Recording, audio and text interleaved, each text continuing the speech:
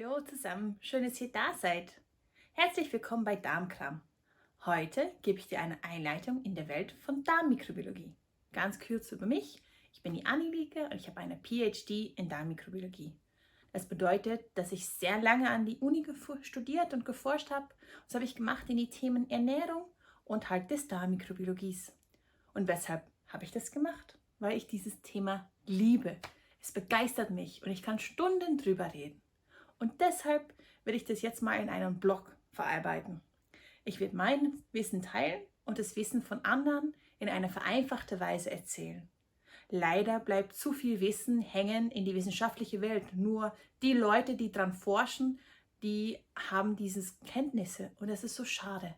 Es gibt so unglaublich viel Cooles, um drüber zu erzählen. Hast du dein Intro-Video schon gesehen? Da frage ich, was Käse, Joghurt, Sauerkraut und Brot gemeinsam haben, außer dass wir es essen können. Na, all diese Produkte waren ohne Mikrobiologie nicht da gewesen. Aber was ist jetzt Mikrobiologie? Mikro bedeutet klein und Biologie ist die Forschung von Lebenswesen. Mikrobiologie ist eigentlich das Forschen von winzig kleinen Sachen, wie Bakterien, Viren und Pilzen. Leider haben die aber einen schlechten Ruf bekommen, weil sie uns manchmal krank machen können.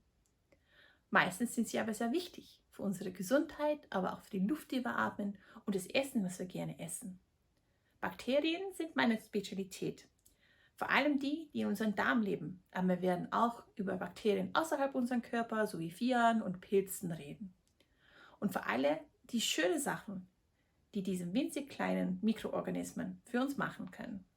Aber lasst mir erstmal anschauen, was eigentlich eine Bakterie ist. Und dazu habe ich für euch eine kurze Animation gemacht. Was sind Bakterien und weshalb sollten wir sie lieben?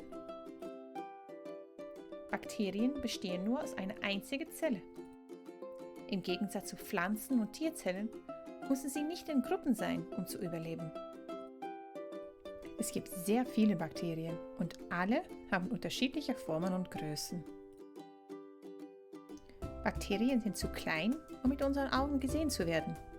Deshalb brauchen wir Geräte wie ein Mikroskop. Weil manche Bakterien uns krank machen können, sind die meisten ungefährlich und können uns sogar stärken. Bakterien sind unglaublich wichtig für viele Aspekte des Lebens auf der Erde. Von der Luft, die wir atmen, bis zum Geschmack von unserem Essen und dem Schutz unseres Körpers. Ohne Bakterien würde es kein Leben geben und deshalb sollten wir sie lieben. Na und? Liebt ihr Bakterien schon? Normalerweise sind die winzig klein, aber heute habe ich auch ein paar Freunde mitgenommen, die wir ohne Mikroskop sehen können. Wie wir in der Animation gesehen haben, können Bakterien verschiedene Formen haben. Und auch das sehen wir hier. Ich habe einen riesigen E. coli und der hat ganz viele Schwänzen. Und der Bifido, die ich hier habe, der sieht aus wie ein Y. Die Bakterien haben alle ihre eigenen Aufgaben und ihre Form hilft ihnen dabei, die Aufgaben gut zu machen. Die Schwänzen von E. coli zum Beispiel, die wir Mikrobiologen Pili nennen, helfen ihm zu bewegen oder an einer Stelle kleben zu können. Die Bakterien findet man in unserem Körper, aber auch in unserem Essen. Lactobacillus zum Beispiel sind notwendig für Sauerkraut oder Joghurt, aber sie leben auch in unserem Dickdarm. Sollen wir mal schauen, wo es überall Bakterien gibt in unserem Körper und wo die meisten sich befinden? Wo gibt es Bakterien auf unserem Körper? Schau mal, das bist du.